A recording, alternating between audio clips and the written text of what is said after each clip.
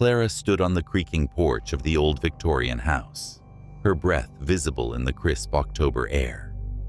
The realtor had called it a steal, a fixer-upper with character. To Clara, it was a lifeline, a chance to escape the city, her ex, and the suffocating weight of her past.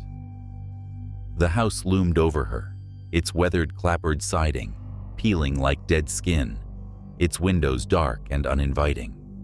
She clutched the key, its cold metal biting into her palm, and pushed open the door. The air inside was stale, thick with the scent of dust and something faintly sour, like damp earth. The foyer was grand once, with a sweeping staircase and a chandelier coated in cobwebs. Clara's footsteps echoed on the hardwood floor as she explored, her flashlight beam cutting through the gloom. The furniture was covered in sheets, ghostly shapes frozen in time. She'd bought the place sight unseen, a reckless decision born of desperation, and now she wondered if she'd made a mistake. Her phone buzzed in her pocket, startling her. A text from her sister, Mia. "You sure about this? That place looks creepy AF." Clara smiled faintly and typed back, "It's fine, just needs some love." She didn't believe it, but saying it felt like control. That first night, Clara slept on a mattress in the living room, the only room she'd managed to clear of dust. The house groaned around her, settling, she told herself. But the sounds were strange, low, rhythmic thumps, like a heartbeat pulsing through the walls. She pulled the blanket tighter, blaming the wind, the old pipes, anything but the growing unease in her chest. By morning, she was determined to make the place hers. She spent the day scrubbing floors, airing out rooms, and hauling boxes. The house had 3 floors, plus a basement she hadn't dared explore yet. The staircase to it was behind a warped door in the kitchen. Its handle rusted, the wood splintered. Something about it made her skin crawl, but she pushed the thought aside. She had enough to do. On the second night, the thumping returned, louder, more insistent. Clara sat up, heart pounding, straining to pinpoint the source. It wasn't coming from the walls this time. It was below her, deep in the house's foundation, the basement. She grabbed her flashlight and crept to the kitchen, her bare feet cold on the floor. The basement door seemed to pulse in the dim light, daring her to open it. She reached for the handle, then stopped. "You know its history?" Clara shook her head, her stomach twisting. "The realtor didn't mention anything." The woman leaned closer, her voice low. "The Whitakers lived there a century ago. Family of 5. Disappeared one night, no trace. People say the house took them. Been empty ever since, except for a few who tried to live there. None lasted more than a month." Clara's mouth went dry. "That's just a story, right?" The woman shrugged, ringing up Clara's items. "Maybe, but I'd be careful. Things happen in that house. Things that don't make sense." Clara left the store rattled, the woman's words echoing in her mind. Back home, she tried to focus on painting the living room, but her eyes kept drifting to the basement door. The thumping hadn't returned, but the house felt different now, watchful. She called Mia, needing to hear a familiar voice. "You're freaking me out," Mia said after Clara recounted the clerk's story. "Why don't you come stay with me for a bit, just until you're settled?" "I can't," Clara said. "I sank everything into this place. I need it to work." Mia sighed. "Okay, but if it gets too weird, you leave. Promise me." Clara promised, but as she hung up, the house seemed to close in around her. That night, she dreamt of a woman in a white dress, her face obscured, standing at the foot of her bed. The woman reached out, her fingers long and pale, and whispered, "Find us." Clara woke, gasping, the room icy, her breath fogging in the air. The basement door was ajar. She slammed it shut, heart racing, and wedged a chair under the handle. Sleep was impossible after that. By morning, she was exhausted, her nerves frayed. She couldn't ignore it anymore. She had to know what was down there. Armed with a crowbar and her flashlight, she pried open the basement door. The air that rushed out was cold and damp, carrying that sour, earthy smell. The stairs descended into darkness, each step creaking under her weight. The basement was vast, its stone walls slick with moisture. Shelves lined one side, holding jars of preserves long turned to sludge. In the center was a dirt floor, uneven and pitted. Clara's flashlight beam swept the room, catching something odd, a patch of earth darker than the rest. Freshly turned. She knelt, her fingers brushing the soil. It was loose, unlike the hard-packed ground around it. Against her better judgment, she began to dig with the crowbar. The soil gave way easily, revealing a wooden trapdoor, its surface etched with strange symbols, spirals and jagged lines that made her head ache to look at. She hesitated, the clerk's words ringing in her ears. The house took them, but she couldn't stop now. She lifted the trapdoor, revealing a narrow tunnel descending into darkness.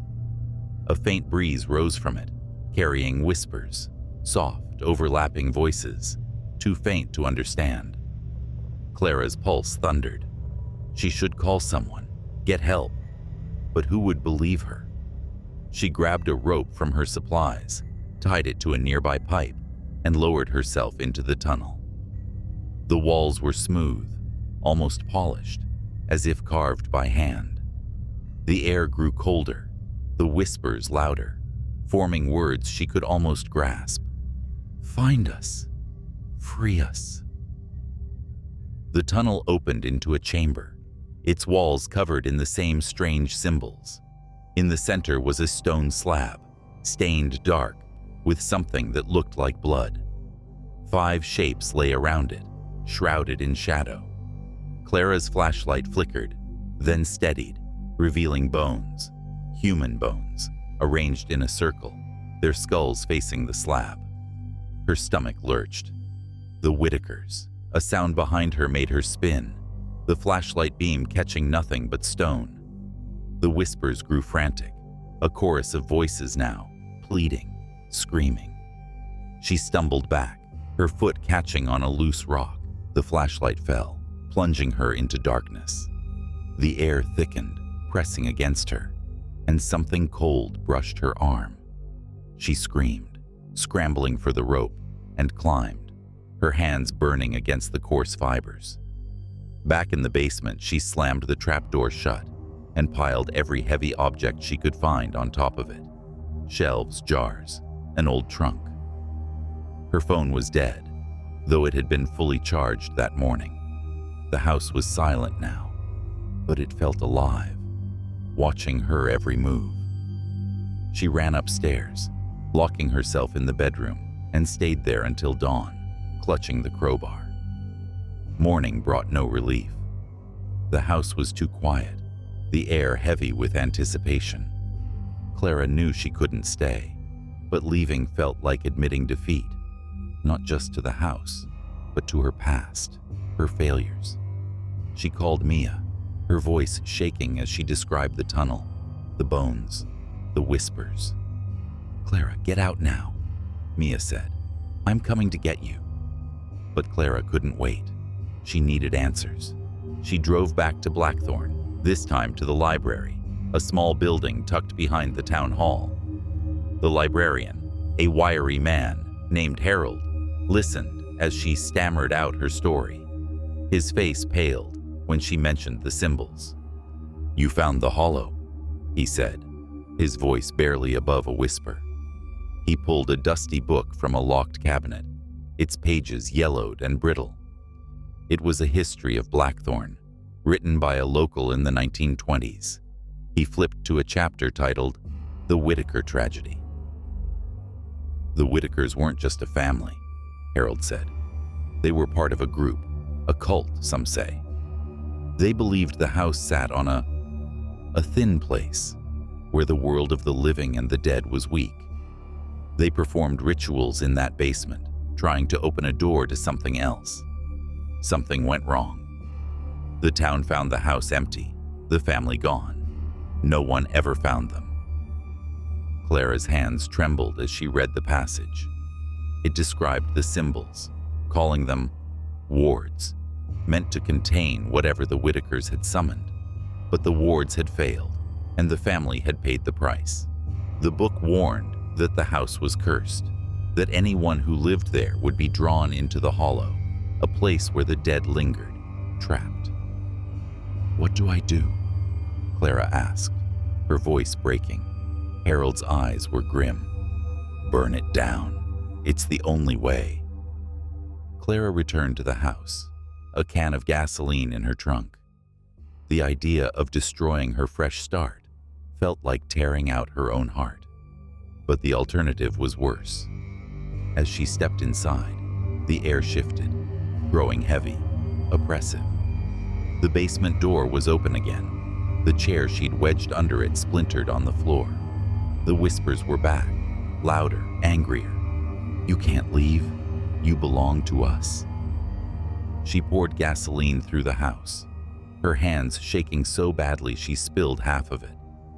The living room, the kitchen, the stairs. She doused everything, tears streaming down her face. She lit a match, the flame trembling in her fingers, and tossed it onto the floor. Fire roared to life, spreading faster than she'd expected. She ran outside, the heat at her back, and watched as flames consumed the house. But as the roof collapsed, a shadow moved in the fire. A figure in a white dress, its face a blur, its arms reaching toward her. The whispers didn't stop. They followed her, echoing in her mind, even as she drove away. "You can't leave. You're ours." Clara stayed with Mia, but the whispers never left. They came at night, in her dreams, growing louder, more insistent. She saw the woman in the white dress everywhere, in mirrors, in shadows, in the corner of her eye. The hollow had marked her, and no matter where she went, it followed. One night, unable to bear it any longer, Clara returned to the ruins of the house. The fire had left only ash and charred beams, but the basement was intact, the trapdoor exposed. She climbed down, the whispers guiding her, promising answers, promising peace. The chamber was as she'd left it, the bones still circling the slab. The woman in the white dress stood there now, her face clear at last, pale, eyeless, her mouth a gaping void. "Join us," she said, her voice the chorus of the hollow. Clara didn't scream. She didn't run. She stepped forward, the cold wrapping around her, and the trapdoor slammed shut above. The house was gone, but the hollow remained, and Clara was home.